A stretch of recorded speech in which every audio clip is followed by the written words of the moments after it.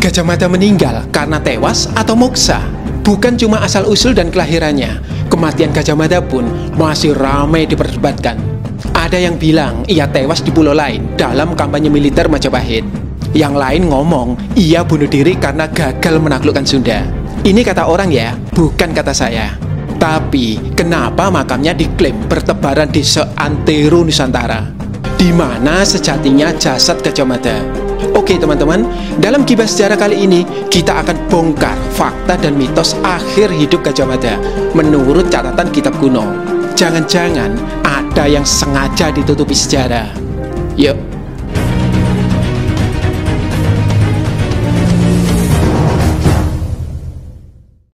Buku terbaru ACC Channel, Rahasia Nusantara, sudah terbit ya. Ini reportase sejarah dan catatan perjalanan saya ke belasan Candi Medang. Bisa dibeli di mana? Cek komen atau bio. Yang sudah punya, saya tunggu reviewnya. Dan mari kita lanjut. Mas Asisi, di Gibas Sejarah yang lalu kan kita bahas tentang asal-usul Gajah Mada, kelahiran Gajah Mada, dan banyak sekali komen-komen yang juga menceritakan mitos tentang Gajah Mada di daerah masing-masing.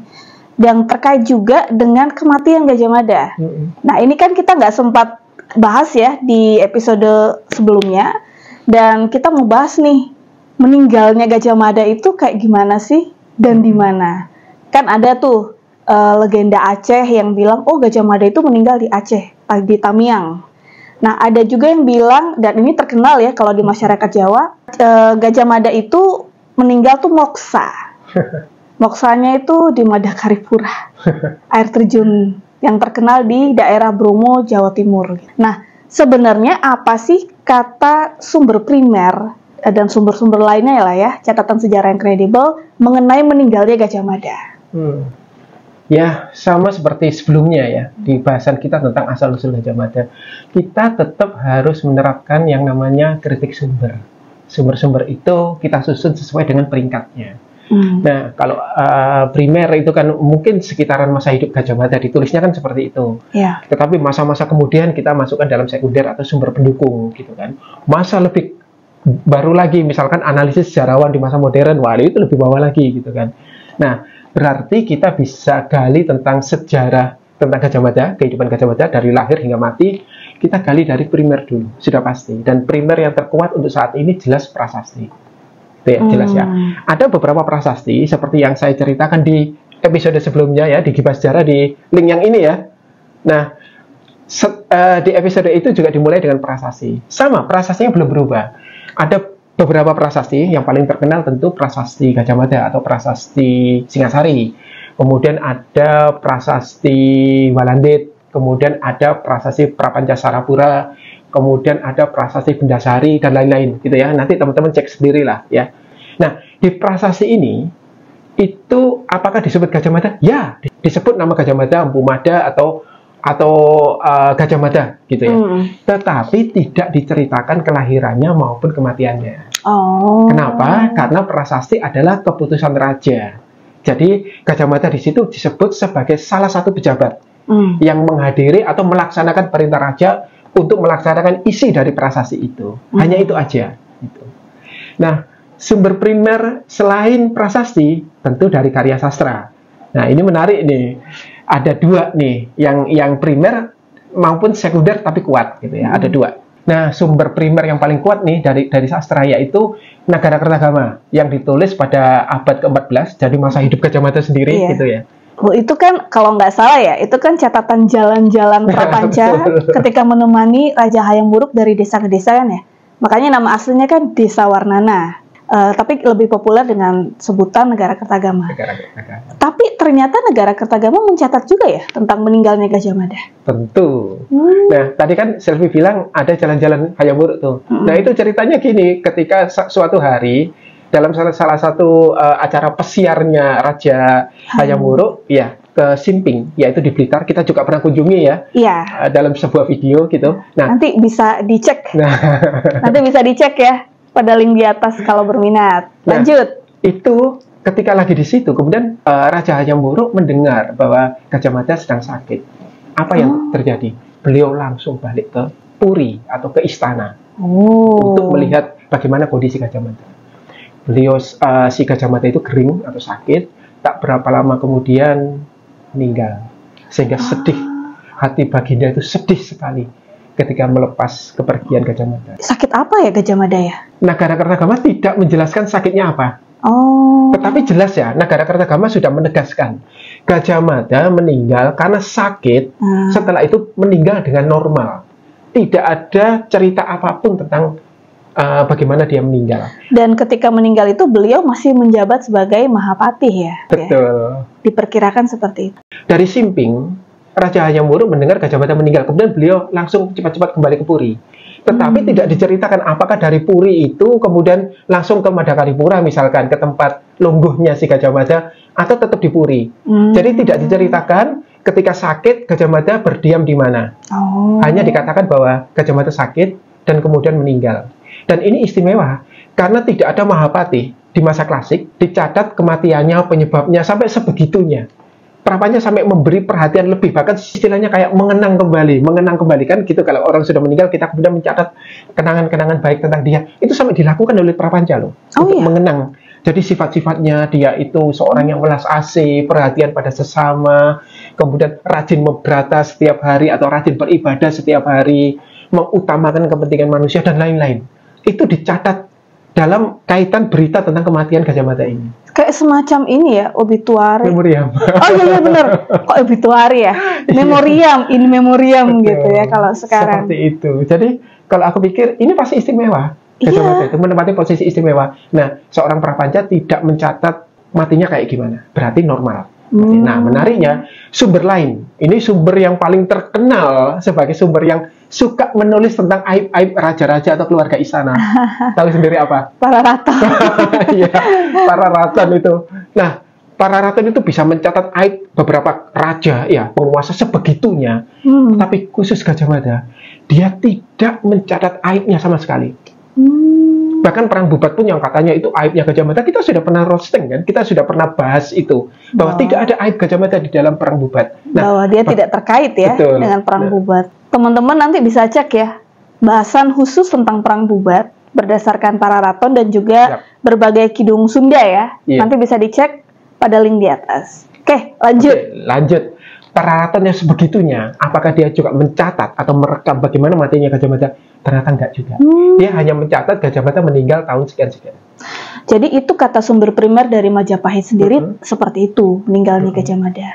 Tapi kenapa narasi yang kita tahu dan ya umum banget ya, bahwa Gajah Mada itu moksa, bahkan ada yang dibilang dia itu setelah Perang Bubat lari itu dikejar-kejar oleh Hayam Wuruk, terus akhirnya sampai terdesak di suatu tempat, kemudian beliau moksa. Nah, ini cukup terkenal sih kalau di kalangan masyarakat Jawa sendiri. Kok bisa ada narasi seperti itu? Nah, itu sebenarnya terambil dari Kidung Sunda yang kaitannya dengan Perang Bubat. Jadi Kidung Sunda itu sebuah sastra di masa kemudian, ya kan, di masa kemudian ditemukan di Bali, gitu kan? Lebih muda dari para Raton. Lebih muda dari para Raton, karena di dalamnya juga pernah kita bahas juga ya. Di dalamnya disebutkan beberapa kosakata yang hanya kita temui pada masa kemudian, gitu ya. Nah, di dalam Kidung Sunda ini itu diceritakan bahwa setelah Perang Bubat setelah Perang Bubat, kemudian putri dari Sunda meninggal, jadi Hayam Wuruk juga sedih, kemudian tak berapa lama kemudian meninggal, dan ini jelas nggak sesuai dengan catatan sejarah, karena Hayam Wuruk kan berumur panjang ya. Tak berapa lama kemudian setelah meninggalnya Hayam Wuruk, orang Majapahit itu marah. Akhirnya mereka mencerca dan menyalahkan Gajah Mada. Ini pasti penyebabnya Gajah Mada ini. Akhirnya tahu nggak? Gajah Mada dikepung rumahnya. Rumahnya dikepung. Nah, Gajah Mada tahu bahwa dirinya dipersalahkan dan dirinya dikepung sebegitu rupanya. Dia langsung mengambil pakaian-pakaian kebesarannya, segala perhiasan. Kemudian dia keluar, kemudian dia beryoga di situ dan moksa, kembali ke alam Wisnu. Nah, cerita inilah yang kemudian ya lebih diserap oleh masyarakat mungkin. Padahal itu cerita yang lebih kemudian gitu, lebih baru. Sumber sekunder ya. Sumber sekunder. Kalau di daftar peringkat sumber itu kesekian ya. Betul. Urutan keberapa gitu. Nanti bisa dicek ya. Jadi sumber sekunder ini bisa gugur oleh adanya sumber primer. Nah, jadi kalau sumber primer Kayak tadi Negara Kertagama mengatakan bahwa Gajah Mada meninggal karena sakit, dan Hayam Wuruk jelas belum meninggal saat Gajah Mada meninggal. Hayam Wuruk lebih panjang, berarti apa yang dikatakan oleh sumber sekunder ini bisa kita anggap gugur kan, Mas? Betul, iya, gugur kan? Itu harusnya. Jadi sudah nggak perlu dipakai lagi gitu loh. Nah, Kidung Sunda menceritakan bahwa Gajah Mada moksa gitu ya. Nah, bagaimana dengan cerita sastra-sastra setelahnya gitu ya? Yang menarik, Babat Tanah Jawi punya cerita sendiri. Kalau Babat Tanah Jawi itu menceritakan kan istilahnya menurut Babat Tanah Jawi ya, bukan kata saya ya. Menurut Babat Tanah Jawi, si Raden Patah itu kan menyerang Majapahit itu dengan rombongan banyak pasukan dari Demak itu. Raja Brawijaya itu kemudian melihat dari jauh, kemudian dia langsung masuk ke istana, kemudian dia bersemedi bersama anggota seluruh keluarga istana dan lenyap. Setelah lenyap, termasuk aparaturnya juga lenyap. Dan Gajah Mada yang disebut di situ secara otomatis ikut lenyap. Lenyap bersama Raja Brawijaya itu. Nah, kemudian muncul sebuah cahaya dari Majapahit itu jatuh ke Demak Bintoro. Jadi ceritanya adalah Gajah Mada menurut Babat Tanah Jawi menghilang bersama Raja Brawijaya. Ya, tapi kan Babat Tanah Jawi itu kan memang sumber yang amat sangat diragukan ya kalau bicara tentang sejarah Majapahit. Tapi ya kita memang perlu tahu juga bahwa memang ada narasi seperti itu dalam Babat Tanah Jawi. Meskipun narasi tersebut ya menurut Mas Asi sih gimana? Nah, harus kita tolak ya. Harus kita tolak. Karena tetet gitu sangat bertentangan dengan sumber primer. Bahkan dibanding Kidung Sunda, dia lebih baru lagi dari abad 18. Oh alah. Kalau kita tarik lebih maju lagi, di abad 19 muncul beberapa sastra. Salah satunya Babat Kadiri. Bagaimana Babat Kadiri bercerita tentang Gajah Mada? Gajah Mada meninggalnya menurut Babat Kadiri itu lucu nih, lari ternyata. Jadi pasukan Demak menyerang Majapahit. Wah, semua perang dan seterusnya. Raja Brawijaya lari ke Bali. Wah, diiringi Naya Genggong dan Sabdo Palu dan lain-lain. Lari ke Bali gitu ya. Nah, perang ini digunakan untuk sekedar untuk menghalang-halangi aja, memberi waktu untuk raja itu lari gitu ya. Setelah itu, ini perang istilahnya orang Jawa bilang epok-epokan gitu ya. Perang epok-epokan itu perang-perangan lah ya, untuk menghalangi aja gitu, nggak sungguh-sungguh gitu. Gajah Mada setelah melihat rajanya sudah berlalu, ya sudah dia lari gitu aja. Kalau Babat Kediri ini berarti dia kan kalau nggak salah turunan dari Babat Tanah Jawi. Betul. Dan juga kalau Mas Asisi pernah bercerita di video yang ini, itu bahwa dibuat dengan ini kan, dengan mendatangkan roh ya, mendatangkan arwah dengan mediumisasi. Cuma maksudnya ya ini sama aja dengan Babat Tanah Jawi tadi. Apalagi kalau sudah menyangkut-nyangkut menggabungkan Brawijaya dan Gajah Mada dalam satu scene, satu timeline tuh rasanya tuh sudah sangat tidak tepat ya. Iya. Karena kan memang Gajah Mada hidupnya di masa Hayam Wuruk, sedangkan Brawijaya ya sudah di masa-masa akhir. Nah, kita pernah bahas ini juga nih tentang Brawijaya di link di atas. Nanti dicek ya. Lanjut. Oke, lanjut. Nah, Babat Kadiri ceritanya seperti itu ya. Jadi Gajah Mada lari. Ada lagi nih beberapa sastra yang sama-sama di abad 19 ya, atau abad 20 sekitar itulah, abad 19 sampai 20. Salah satunya Salasila Kutai. Itu juga menyebut nama Gajah Mada. Dari Kalimantan? Dari Kalimantan, gitu ya. Dia menyebut Gajah Mada. Tetapi tidak diceritakan bagaimana matinya. Jadi Salasila Kutai itu masih mengingat Patih Gajah Mada, tapi nyebut nama rajanya keliru. Seperti sastra umumnya, sastra di masa kemudian di abad 18, 19, 20. Biasanya mereka keliru menyebut raja-raja Majapahit, banyak kelirunya, tapi khusus Patih Gajah Mada enggak pernah keliru. Berarti di luar di Nusantara mungkin Gajah Mada lebih terkenal daripada Hayam Wuruk ya. Gila, sebesar itu loh Gajah Mada. Itu kan dari Kalimantan ya Mas Asisi ya. Nah, bagaimana dengan daerah-daerah lain gitu? Kan itu menarik. Sering denger nih Sumatera punya versi sendiri. Bahkan kemarin di salah satu komen tuh ada yang bilang bahwa Gajah Mada itu makamnya tuh ada di Sumba. Ada yang menganggap Gajah Mada itu makamnya bukan makam Gajah Mada, tapi makam ibundanya Gajah Mada itu ada di Lamongan. Makanya diyakini kampung halaman Gajah Mada ya dari sana. Ada juga ya yang tadi saya sebut di awal ya bahwa Gajah Mada diyakini meninggal dalam perang di Tamiang, Aceh. Nah, menurut Mas Asisi gimana tuh? Ya, itu upaya dari masyarakat kita ya, mungkin kemungkinan juga di masa baru, di masa sangat baru sekali abad 1920-an lah ya. Muncul banyak sekali klaim-klaim, saya menyebutnya klaim ya, klaim seperti itu. Ada satu tempat kemudian diklaim sebagai makam Gajah Mada kayak gitu. Tetapi kita harus ngecek dari sumber-sumber primer bahwa Gajah Mada memang tidak dari daerah-daerah itu, tidak diceritakan kan dari mana dia meninggalnya di mana dan kemudian dimakamkan atau bagaimana jenazahnya diperlakukan seperti apa, tidak diterangkan, hanya dijelaskan sakit dan meninggal. Tetapi menarik ketika saya kumpulkan banyak sekali legenda-legenda atau banyak sekali mitos-mitos, klaim juga tentang makam Gajah Mada, banyak sekali. Mau dengar nggak? Boleh ya, boleh dengar ya. Ada yang namanya itu di Sulteng, di Buton. Di Buton itu juga ada yang diklaim sebagai makam Gajah Mada, yaitu di Kampung Mada, gitu ya. Nah, di sana itu dasarnya adalah ada batu mada, katanya semacam prasasti gitu, ada tulisan Sanskerta, cuman memang sudah sangat aus dan kita nggak ngerti ya. Dan diyakini Gajah Mada bersama 40 pengawalnya itu meninggal di sana, di daerah Buton itu. Dan di sana ada sebuah gua karang yang mengarah ke laut dan dikatakan Gajah Mada moksa di situ. Ini legenda setempat yang tidak didukung oleh data sejarah. Lanjut. Nah, sekarang kita ke NTB, di Bima yang tadi ditaklukkan Padombo. Itu juga diklaim sebagai ada tempat yang makam Gajah Mada. Kenapa? Alasannya simpel, karena pernah diserang oleh Majapahit. Hanya itu aja alasannya. Padahal ya kan kalau menyerang di sana ya berarti nggak bagus. Semua mengklaim terus. Oke, tadi nama situsnya adalah Wadunocu. Wadunocu. Ini legenda lokal ya, tidak didukung oleh data sejarah. Terus ada lagi di Lombok, lebih ke sini lagi, lebih dekat dengan Bali. Di Lombok itu di Selaparang ada situs yang bentuknya kayak sumur batu kayak gitu. Itu diduga juga bagian dari makam Gajah Mada, tempat Gajah Mada meninggal. Nah, ini pun legenda lokal, tidak memiliki data kesejarahan yang jelas. Ada lagi di Tuban sekarang, kita ke Jawa. Di Tuban itu ada, di Desa Bejagung, Semanding, itu ada makam, namanya makam Patih Barat Ketiga. Nah, Patih Barat Ketiga ini diyakini sebagai nama lain dari Gajah Mada. Tahu nggak?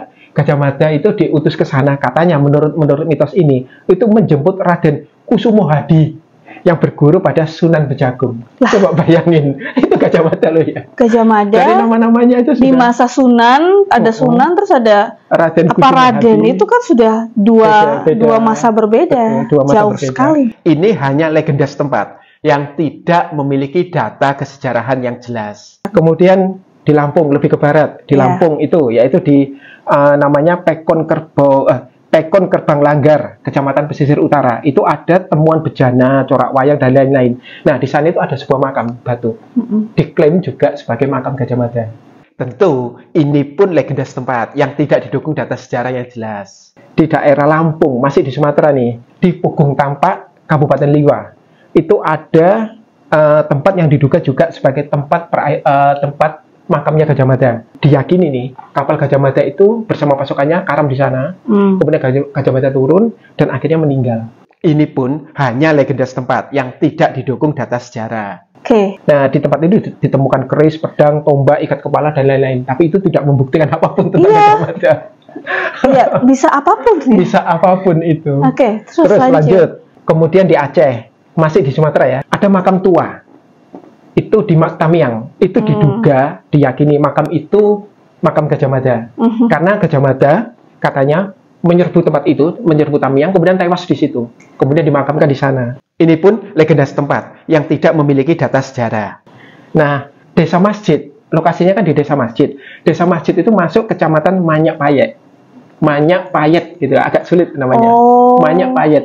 Diyakini Manyak Payet itu pelafalan dari Majapahit. Agak mirip sih, tapi ya otak-adik gatuk ya kalau orang Jawa bilang. Iya sih. Istilahnya ya agak ya cocokologi. Dicocok-cocokkan. Nah, gara-gara ini nih, gara-gara mitos yang di Aceh itu, karena ada kesamaan nama misalkan tadi, itu kemudian tim arkeologi pada 2016 itu melakukan penelitian lah di sana dan tidak ditemukan bukti-bukti apapun. Mungkin ya kan legenda bisa jadi penuntun. Siapa tahu nemu situs apa di situ gitu. Cuma ya memang berarti sudah terbukti bahwa di sana nggak ada apa-apa ya. Betul. Ada lagi Mas Asisi? Ada di Gunung Ibul, Prabu Mulih, Sumatera Selatan. Ada makam Gajah Mada juga di sana. Jelas, hanya sebuah legenda lokal yang tidak memiliki data kesejarahan. Nah, yang terakhir nih, di Nganjuk itu ada juga, tepatnya di makam Ki Ageng Keliman. Di sana legendanya nih, Gajah Mada itu menyepi kemudian menjadi seorang pengajar kebatinan atau pengajar agama. Nah, di situ kemudian dipercaya ada makam dari Gajah Mada. Ini pun hanyalah legenda yang tidak memiliki data kesejarahan.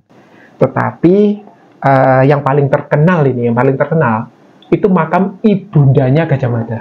Di Lamongan. Di Lamongan. Nah, ini ibundanya namanya Dewi Andongsari. Dan di sana yang kemudian memiliki anak namanya Jokomodo. Jadi ada Jagamada gitu kalau di Indonesia, madanya itu dianggap Gajah Mada. Ini di mana? Di Dusun Cancing, Desa Sendangrejo, Kecamatan Ngimbang, Lamongan. Tetapi saya tegesin, itu legenda. Berdasarkan cerita tentang Dewi Andongsari atau Jokomodo, nama Joko itu tidak dikenal di masa klasik, itu hanya di Jawa Baru.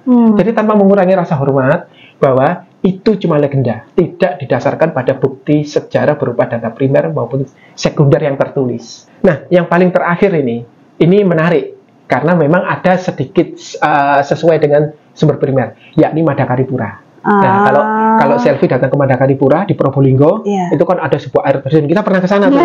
Nah, lucunya di sana itu saya ketemu orang lah. Kemudian saya tanya, ini benar nggak tempat makamnya Gajah Mada atau tempat meninggalnya Gajah Mada atau moksanya Gajah Mada? Dia bilang, iya mas, di sini.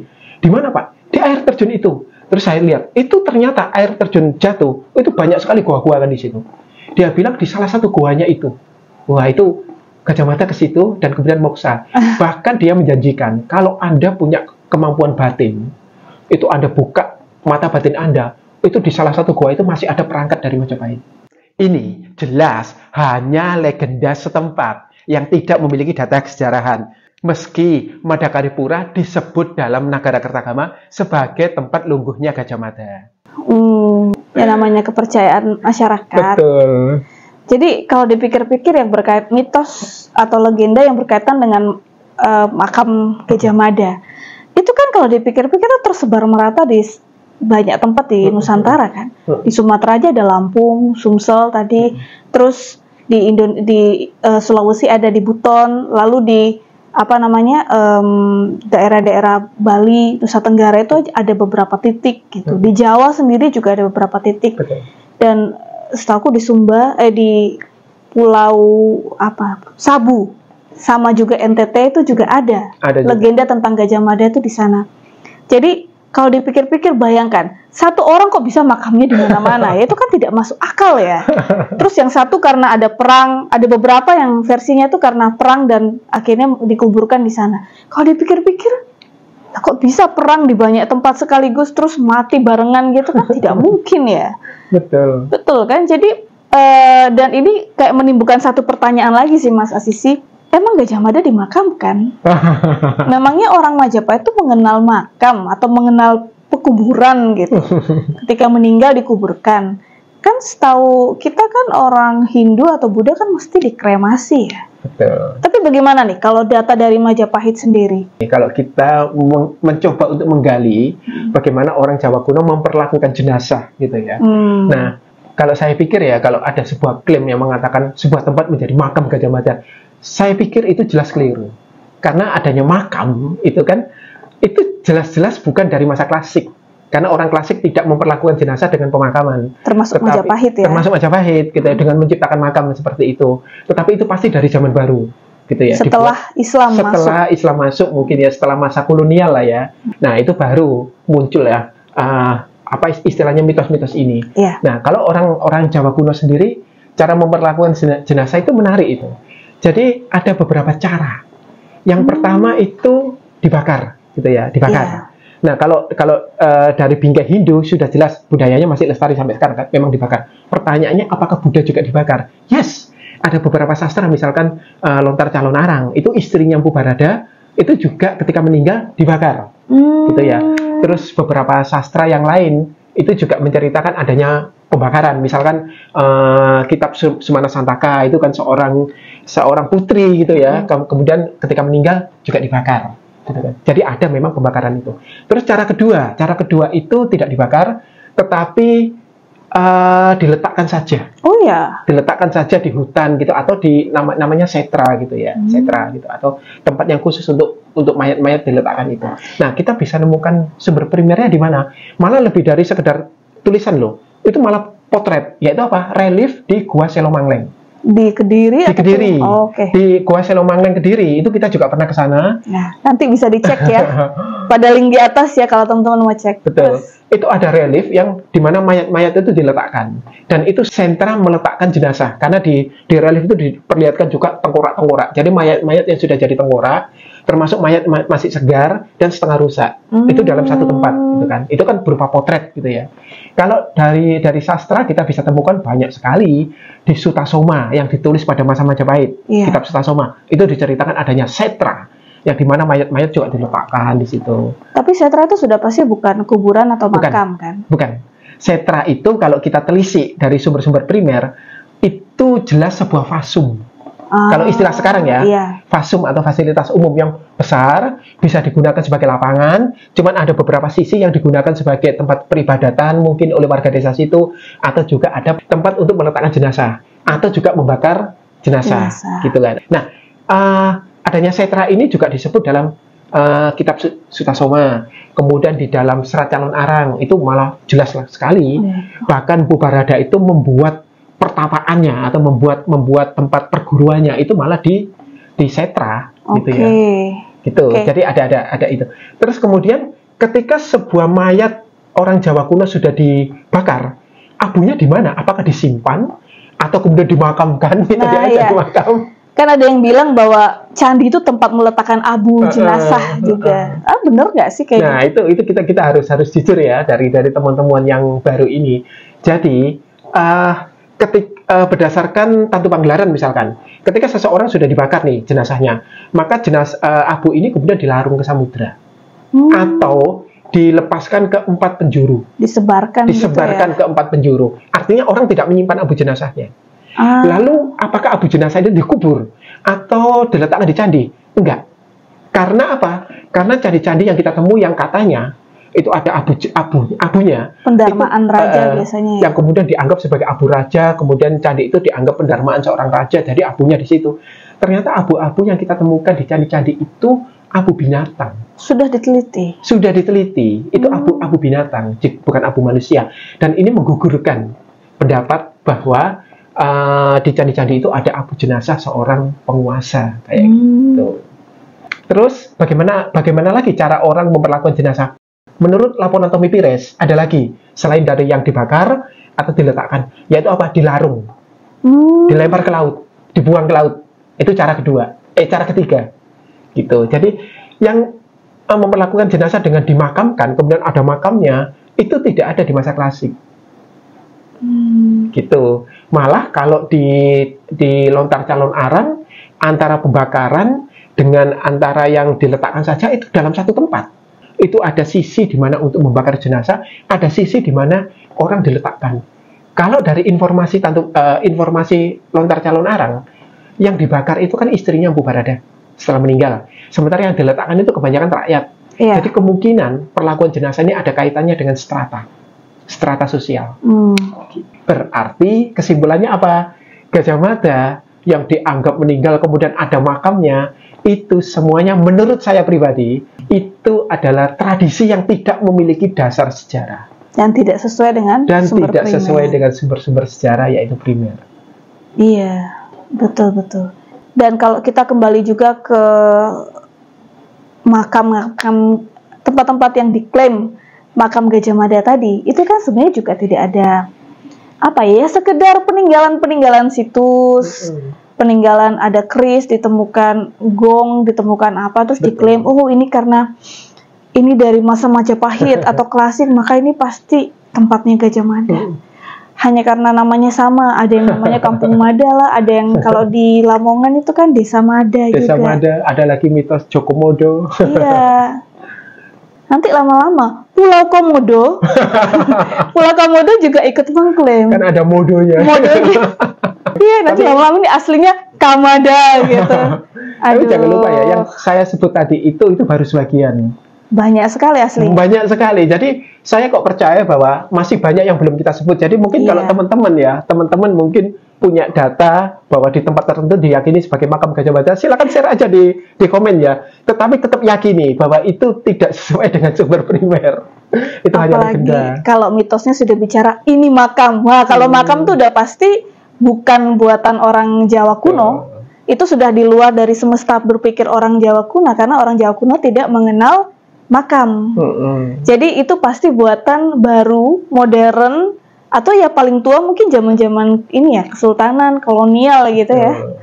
Jadi ini sebenarnya juga salah satu cara ngecek sebuah mitos itu dibuat kira-kira kapan mungkin ya Mas Asis ya.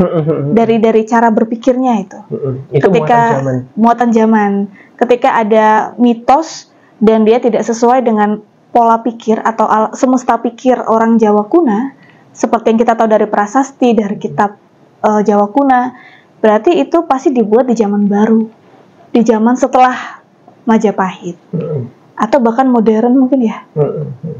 Itulah kenapa kita memang tidak boleh menjadikan legenda atau mitos sebagai sumber utama dalam menarasikan sejarah, karena kredibilitasnya aja kita nggak tahu kan, ini siapa yang membuat dan kapan dibuatnya. Malah kalau misalkan kita mau menggali lebih jauh nih, mau meneropong babat tanah Jawi katakanlah ya, babon dari semua sastra di Jawa Baru ya, itu kan, itu malah dibuka dengan kisah tentang Nabi Adam dengan Siti Hawa, kemudian punya anak dan seterusnya, Sayyid Anwar, Sayyid Anwas dan seterusnya. Ini yang teman-teman kadang-kadang mungkin juga belum tahu, dibuka dengan itu. Jadi dewa-dewa ini keturunan Nabi Adam. Nah, apakah orang Jawa kuno dalam bingkai Hindu Buddha atau dalam bingkai Siwa Buddha mengerti Nabi Adam, mengerti Sayyid Anwas, Sayyid Anwar? Kan nggak ngerti. Itu gitu. Itu pasti ya menunjukkan zaman ketika babat tanah Jawa itu dibuat, yaitu di zaman kesultanan. Betul. Jadi kalau kita balik lagi, sebenarnya begitu beragamnya mitos dan hoax juga tentang Gajah Mada, menunjukkan memang dia itu tokoh yang begitu besar ya. Semua berebut mengklaim Gajah Mada meninggal di sini. Meninggalnya aja diperebutin gitu loh. Nah, jangankan meninggalnya, cara orang menginterpretasikan matinya saja macam-macam. Jadi kan kita bilang di sumber primer ya, sekedar sakit kemudian meninggal. Nah, ini sekarang muncul, ini hoax, tidak ada dasar sejarahnya. Artinya tidak ada sumber tertulisnya. Ini murni hoax dari internet. Macam-macam nih, kalau aku kumpulin nih, ini bukan kata saya ya, buktinya saya membaca nih. Ini buktinya saya membaca, jadi bukan kata saya. Jadi ada yang Gajah Mada itu menurut hoax itu dipecat oleh Hayam Wuruk karena peristiwa Bubat. Setelah peristiwa Bubat dia disalahkan. Setelah disalahkan dia dipecat. Dipecat tanpa hormat gitu ya. Setelah itu dia merana, menarik diri gitu ya, pergi dari istana seperti itu. Akhirnya meninggal karena merana. Itu hoax satu. Waduh, Gajah Mada jadi sad boy gitu ya. Jadi namanya dinamai Gajah Mada sad boy gitu ya. Nah, oke, kita tetap ngomong tentang Gajah Mada sad boy gitu ya. Jadi hoax yang kedua, Gajah Mada itu dipecat. Masih kasusnya sama. Karena peristiwa Bubat, dia dipecat oleh Hayam Wuruk, dia menyendiri ke Madakaripura. Nah, dimiripkan ya tadi. Pembuat hoaxnya itu tahu Madakaripura dimiripkan gitu ya. Kemudian meninggal di sana. Hoax yang ketiga, itu sama. Dipecat, kemudian menyepi ke Madakaripura, kemudian pergi ke sungai, berdiri di atas kapal pada bulan purnama, kemudian nyemplung ke sungai Berantas dan tidak muncul-muncul lagi. Itu hoax yang ketiga. Kemudian hoax yang keempat ini lebih epic nih. Nah, tapi lagi-lagi hoax ya. Dalam perang Bubat, dia sempat dilukai dengan senjata kujang oleh orang Sunda. Dan setelah dilukai itu lama-lama dia kemudian sakit, nggak bisa disembuhkan, dia menderita sakit itu, kemungkinan tetanus, kemungkinan juga kena racunnya. Tapi yang jelas tak berapa lama kemudian dia meninggal. Nah, ini semua hoax ya, tidak ada dasar sejarahnya. Karena jelas di dalam Nagara Kertagama ditulis bahwa Gajah Mada meninggal normal itu. Gajah Mada, kasihan banget. Dia meninggalnya normal, mesti dibuat jadi bahan drama oleh begitu banyak orang. Kalau Selvi menarik kesimpulan dari ini apa? Ya, mungkin itulah yang dinamakan tolok ukur kebesaran seseorang ya. Bahkan meninggalnya itu pun menjadi rebutan. Meninggalnya di mana itu pun bahkan diperebutkan oleh berbagai daerah. Yang aku pelajari sih mungkin lebih pada memang kita tuh harus berhati-hati banget ya sama narasi yang beredar di internet. Dalam artian benar-benar kita harus memang tahu ya yang primer katakan tuh seperti apa supaya kita nggak gampang kemakan hoax-hoax yang ada, karena di zaman sekarang itu semua itu bebas menulis, mengikuti hayalan, mengikuti daya kreatif dan halusinasi masing-masing gitu ya. Betul. Menulis aja, dan ya orang-orang yang tidak punya pengetahuan sejarah atau tidak punya basic sejarah yang kuat tuh bisa akan dengan mudah digoyahkan, diombang-ambingkan. Ya, semoga dengan video ini, semoga dan kita berusaha menggali dari sumber primer ini, teman-teman sobat Asisi di luar sana itu bisa lebih diperlengkapi ya supaya nggak gampang termakan hoax gitu. Kalau dari Mas Asisi sendiri gimana? Kalau dari aku sih pelajarannya adalah bagaimana kita bisa intinya mengakhiri hidup dengan baik gitu ya. Bagaimana kita menjalani hidup itu akan menentukan bagaimana kita mengakhirinya. Tentu kita nggak ingin, misalkan beberapa orang lah, katakanlah beberapa orang itu kan mengakhiri hidup dengan cara-cara misalkan sebagai pejuang, mati di medan laga, membela bangsanya. Tapi ada juga di sisi lain orang-orang yang meninggal di penjara karena korupsi, misalkan seperti itu. Tentu dua cara meninggal ini sangat berbeda satu dengan yang lainnya.